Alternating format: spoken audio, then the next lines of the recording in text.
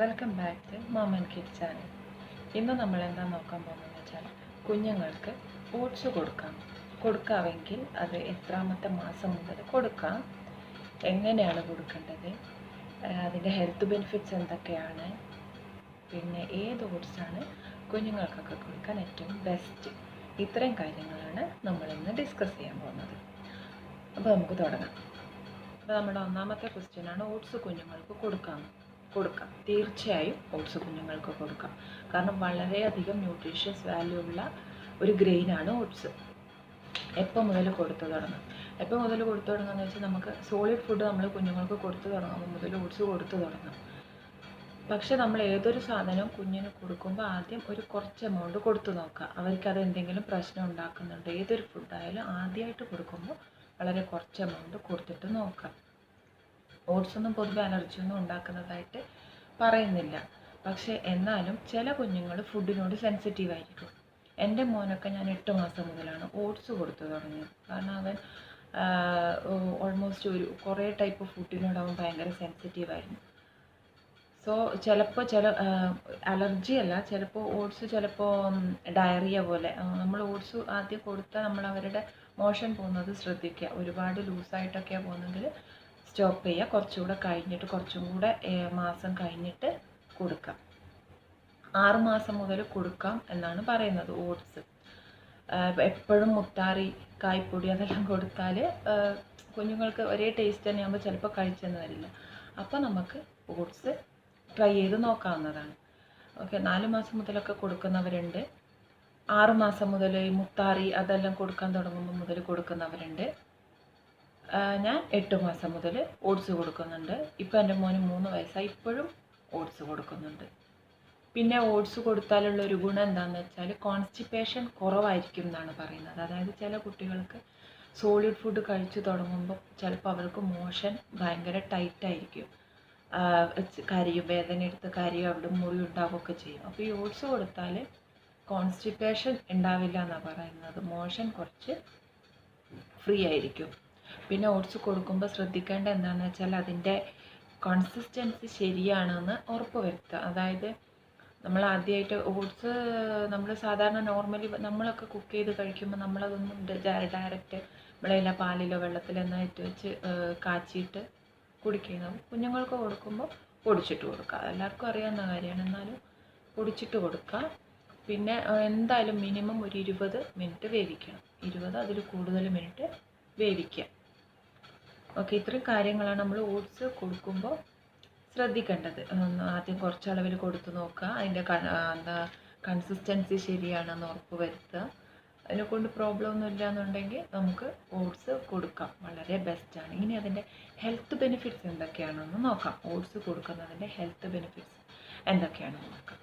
Okay, ഇനി ഓട്സിൻ്റെ health benefits എന്തൊക്കെയാണ്, oats നമ്മൾ കുഞ്ഞുങ്ങൾക്ക് കൊടുക്കേണ്ടതിൻ്റെ ആവശ്യം എന്താണ് എന്ന് ചോദിക്കുകയാണെങ്കിൽ ഓട്സിൽ എന്തൊക്കെ അടങ്ങിയിട്ടുണ്ടെന്ന് നോക്കണം. ഓട്സിൽ ഹൈ എമൗണ്ട് ഓഫ് ഫൈബർ ഉണ്ട്, പ്രോട്ടീൻ ഉണ്ട്, കാൽഷ്യം ഉണ്ട്, വൈറ്റമിൻസ് ഉണ്ട്, മിനറൽസ് ഉണ്ട്.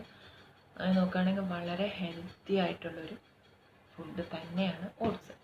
അപ്പോൾ അതിലിനി എന്തൊക്കെ വൈറ്റമിൻസാണ് ഉള്ളതെന്ന് നോക്കുകയാണെങ്കിൽ വൈറ്റമിൻസിൻ്റെ മെയിനായിട്ട് ഹൈ എമൗണ്ട് ഓഫ് പ്രോട്ടീനാണ്. പ്രോട്ടീൻ ഫുഡാണ് ഓട്സ്. നല്ല എമൗണ്ട് പ്രോട്ടീൻ ഉണ്ട്.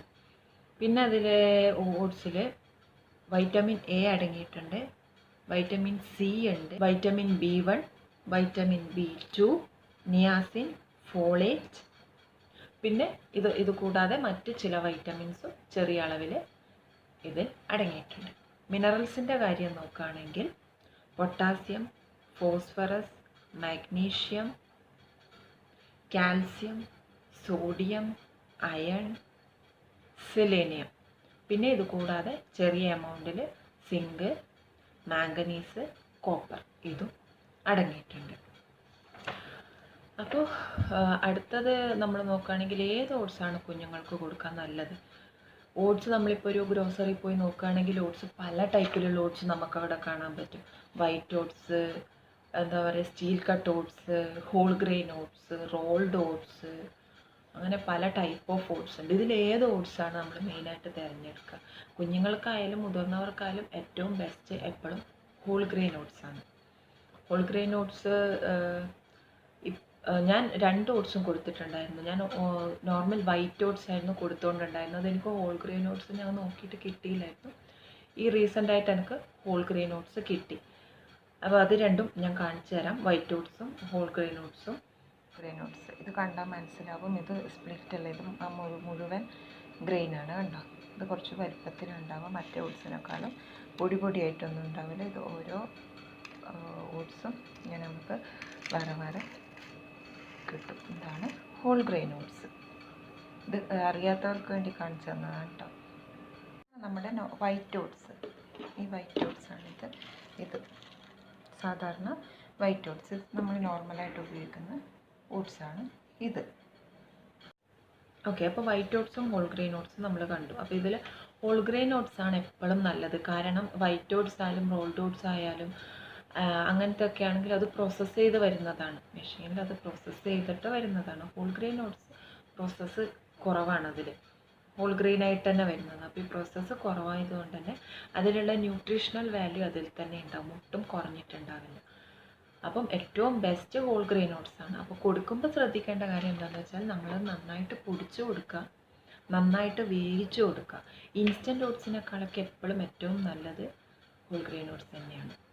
ഓക്കെ, ഇൻസ്റ്റൻറ്റ് ഓട്സിൻ്റെ ഗുണം എന്താണെന്ന് വെച്ചാൽ നമുക്ക് പെട്ടെന്ന് കുക്ക് ചെയ്ത് കൊടുക്കാം. ഒരുപാട് സമയമൊന്നും എടുക്കാതെ നമുക്കത് ഈസി ആയിട്ട് ഉണ്ടാക്കി കൊടുക്കാം. പിന്നെ കുറേ ആൾക്കാർക്കുള്ളൊരു ഡൗട്ടാണ് ഓട്സ് എന്ന് പറഞ്ഞാൽ നമ്മൾ അത് മുതിർന്നവർ കൊളസ്ട്രോൾ, ഷുഗർ അതൊക്കെ കുറക്കാൻ വേണ്ടിയിട്ട് കഴിക്കുന്നതല്ലേ. എനിക്കും ഉണ്ടായിരുന്നു. ഞാനും അത് വിചാരിച്ചിട്ട് ആദ്യമൊന്നും ഓട്സ് കൊടുക്കാണ്ടിരുന്നത്. പിന്നെ ഞാൻ ഇതിനെപ്പറ്റി ഡീറ്റെയിൽ ആയിട്ട് പഠിച്ച് ഒരുപാട് സെർച്ച് ചെയ്തതിന് ശേഷം ആണ് ഞാൻ ഈ വീഡിയോ ചെയ്യാൻ തീരുമാനിച്ചത്. എൻ്റെ മോന് ഞാൻ കുറേ കാലമായിട്ട് കൊടുക്കുന്നത്. അവനിപ്പോൾ 3 വയസ്സായി. ഞാൻ അവന് 8 മാസം മുതൽ ഓട്സ് കൊടുക്കുന്നുണ്ട്. ഡെയിലി കൊടുക്കാറില്ല.